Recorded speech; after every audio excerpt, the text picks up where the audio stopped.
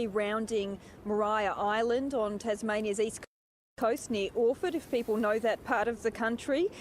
Blackjack was making about 9.5 knots earlier, but last time I checked it had gone down to about 4.7. So while they've had quite a good wind, it might have dropped off a little bit.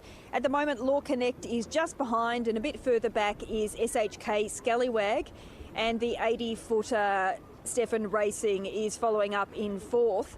The Commodore of the Cruising Yacht Club of Australia, Noel Cornish, says it's impossible at the moment to pick a winner. Here's a bit of what he had to say. Yeah, look, it is a thrilling finish. Law Connect and Blackjack are so close to each other. They're obviously having a great battle out there, and we couldn't pick at the moment. There's no one that's established supremacy on the racetrack there, and I suspect it'll be all the way across Storm Bay and maybe into the Derwent before we see someone get in front. Now, Laura, it might not be a record race in terms of times, but as we heard just there is an incredible finish between these two super maxis going on. Yes, well, I suppose the incredible finish for spectators might depend on what time it happens. At the moment, it's predicted that the Line Honours yachts might be taking that and entering Constitution Dock in Hobart about 2 a.m. tomorrow morning. We might be hoping it might be a little bit later so we can actually see them. It's not going to be a record speed race. There have been relatively calmer conditions as they've come down, as well as difficult conditions travelling down the New South Wales coast.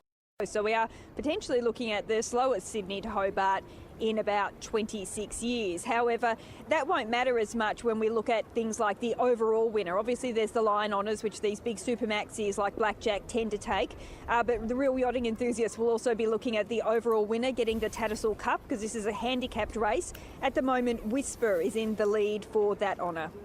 And just looking at, obviously, as you said, there's more than one category here. Are we expecting there to still be a reasonable celebration at Constitution Dock when everyone does wake up tomorrow morning? Yes, well, I think whenever the yachts arrive, there will be a celebration here. Noel Cornish, again, the Commodore of the Cruising Yacht Club, said it doesn't matter what time they arrive, there'll be a crowd here cheering them on.